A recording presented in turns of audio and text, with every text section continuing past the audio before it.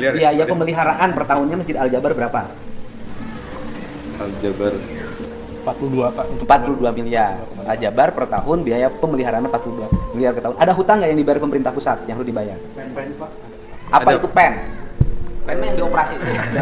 Karena pinjaman pemulihan ekonomi nasional. Oh. pemulihan Ya, ekonomi. di Oh, tahun dia pernah kita 2021. pinjam duit. Betul, Berapa pinjam duit from Pemprov? 2,2 triliun Triliun. rupiah. Tahun berapa? 2021. Kita cicilan yang keberapa sekarang? Sekarang yang Sekarang yang keempat Pak. keempat Yang ya. keempat. Berarti lunas dong sekarang? Sampai 2029 Pak. 2029, Pak. Hah? Sampai 2029. Sampai Bapak Selesai. Saya tenginjem juga punya duit. Ya, tapi tanggung jawab pemerintah. Kang Deddy Mulyadi membongkar habis-habisan tentang anggaran belanja gubernur sebelumnya, ini Kang Ridwan Kamil.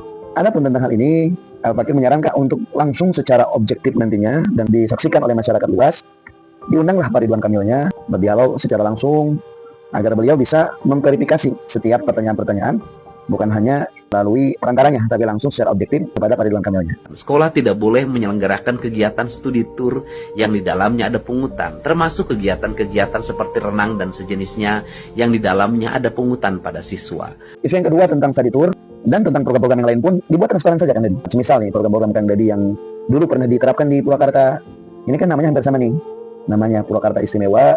Lalu Kang Deddy buat juga sekarang Jawa Barat Istimewa. Kenapa enggak kalau Kang Deddy mau buat nih seperti di Purwakarta ada patung di mana-mana, ada bubegik di mana-mana, diundang dong para ulama. Grup manis dibuat transparan seperti itu dialognya.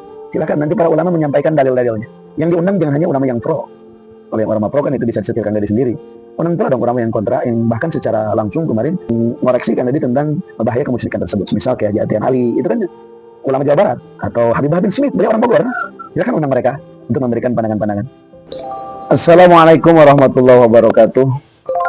Dalam video kali ini Al-Fakir ingin mengomentari isu yang sedang hangat ya, tentang gubernur terpilih Kang Deddy Mulyadi dengan beberapa kebijakannya.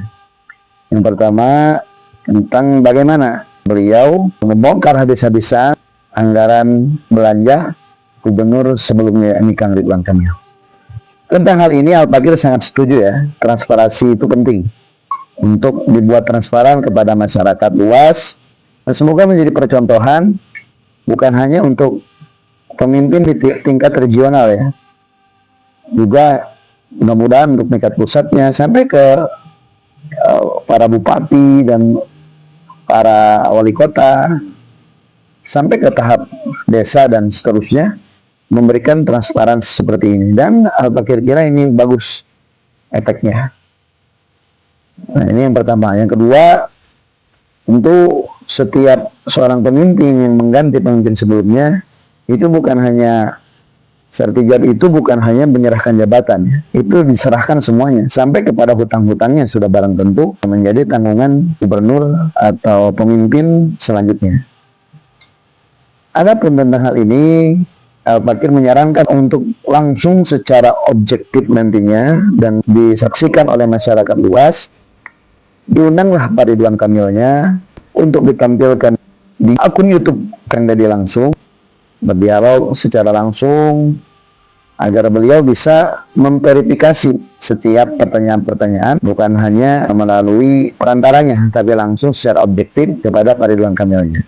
Saya rasanya kalau bisa seperti itu, masyarakat akan lebih puas mendengar jawaban-jawaban dan tidak terjadi ketimpangan informasi. Karena kami para santri menyimak informasi apapun, imma offline dunia nyata atau dunia maya, kami berpegangan kepada ayat Allah Subhanahu wa taala. Qala ta'ala, ya ayyuhalladzina amanu, hai orang-orang yang beriman, in ja'akum fasiqun binaba'in, bila mana datang berita dari orang-orang fasik, fatabayyanu, maka teliti dulu kejelasannya, kebenarannya, keakuratannya, kelengkapan informasi tersebut. Nah, kami ingin lebih lengkap agar membuka transparansi juga seluas-luasnya kepada masyarakat. Kalau Pak Ridwan Kamilnya diundang, insya Allah itu lebih profesional, tidak terkesan ada politik menjatuhkan. Nah, kalau begitu kan relevan. Nah, ini isu yang pertama. Isu yang kedua tentang study tour.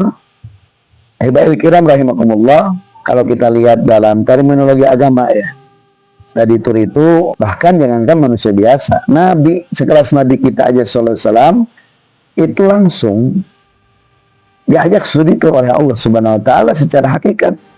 Kemarin di bulan Rajab ada satu malam yang disebut Lailatul Isra Mi'raj. Malam Isra Mi'raj ini kita sudah paham betul Nabi SAW secara hakikat diberangkatkan Allah, dipandu oleh malaikat Jibril, malaikat Mikail, juga dalam beberapa keterangan, beberapa qaul malaikat Israfil juga ikut. Dibawalah Nabi SAW dari Masjidil Haramnya sendiri, lalu ke tanah Thayyibah atau tanah Madinah, lalu ke tanah Madian yang kala itu ada Syajaratul Musa, pohon Nabi Musa, tempat Nabi Musa berlindung dari cengkraman Fir'aun. Lalu ke Bukit Tursina, tempat Nabi Musa langsung berdialog dengan Allah, Allah Musa taklima. Lalu ke tanah Syam, yang kali ini tanah Syam itu terbagi 4 sekurang-kurangnya, Irak, Iran, Suriah, dan Palestina. Lalu ke Bethlehem. Bethlehem itu adalah tempat kelahiran Nabi Isa alaihissalam. Setelah itu dibawa ke Masjidil Aqsa, salatlah Nabi di situ, bahkan menjadi imam. Dan lebih hebat lagi, bukan hanya alam nasud saja, Nabi dibawa pula ke alam Jabarut, ke alam ruh, ke alam malakut, alamnya para malaikat, bahkan sampai ke alam lahut, alam pertemuan dengan Tuhan kita Allah Subhanahu wa Ta'ala. Dibawa Nabi ke langit 1, 2, 3, 4, 5, 6, 7, ke Sidratil Muntaha, ke Lauhil Mahfuz, ke Rot-Rot, lalu ke Arash.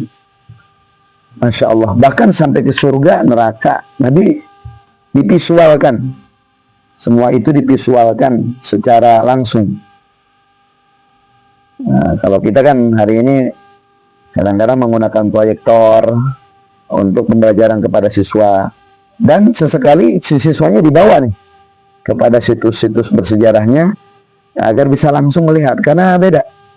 Pendidikan dengan hanya mendengar dan langsung melihat, ini hasilnya beda. Ini daya terapannya beda. Nah, makanya study tour ini dirasa penting nih. Nah, tinggal barangkali nih si pemimpin, si pemangku jabatan tinggal memberikan beberapa pedoman saja. Bagaimana agar tidak memberatkan siswa, bagaimana agar tidak memberatkan orang tua, dan tidak dijadikan ajang bisnis, tinggal pengawasan saja sebetulnya. Nah, jadi memberikan pengawasan yang lebih cermat kepada pelaksana study tour-nya, agar jangan dihilangkan secara total, tapi dibuat study tour ini tetap terselenggara. Bahkan alangkah lebih baik kalau misalkan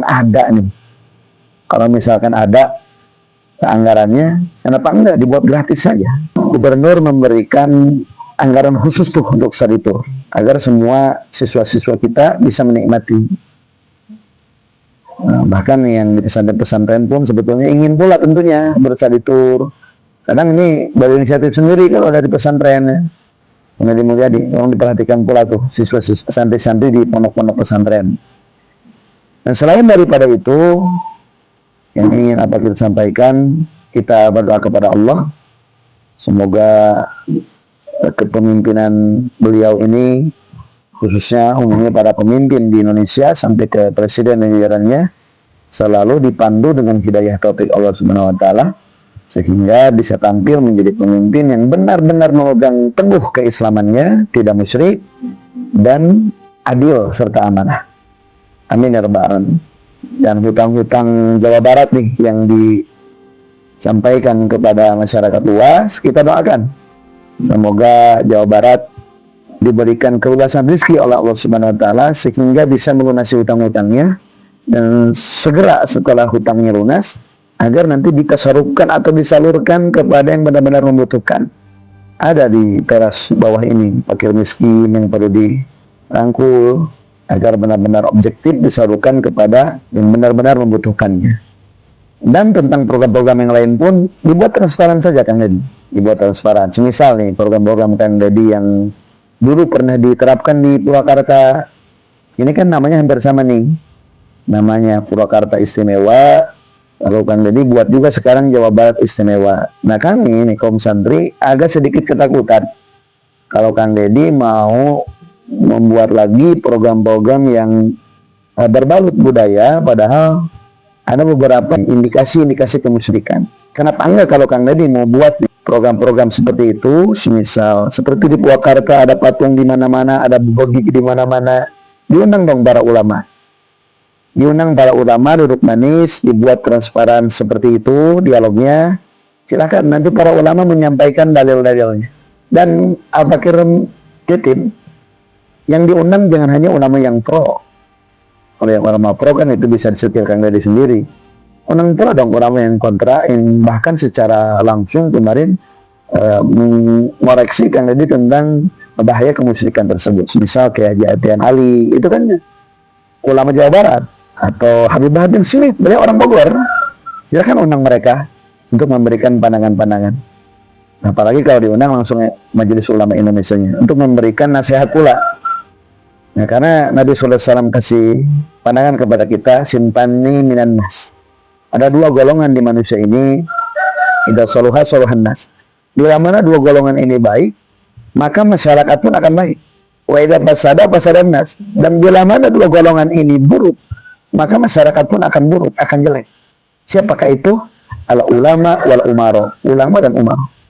Nah, maka ulama dan umaro ini mesti sinergi bersatu.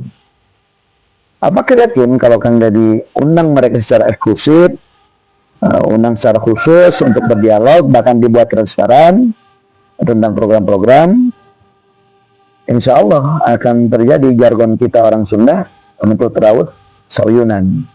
Insya Allah. Nah, semoga video ini bermanfaat. Assalamualaikum warahmatullahi wabarakatuh.